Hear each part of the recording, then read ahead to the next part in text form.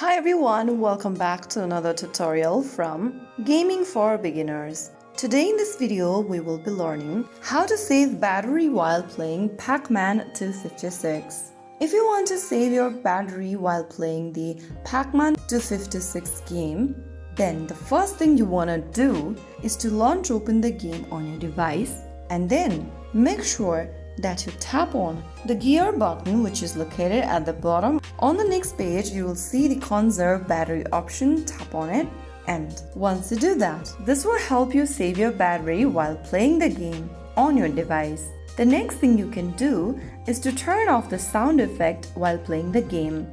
From the same menu, tap on mute where it shows you the speaker icon, and this will turn off the sound effect on your game.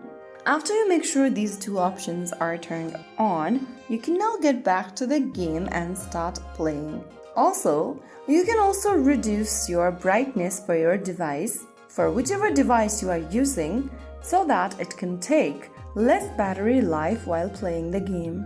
So those were some of the tips that will help you conserve battery life while playing PAC-MAN 256 on your device. If you found the video helpful, don't forget to like, share and subscribe to the channel. I will see you again in the next video. Thank you for watching.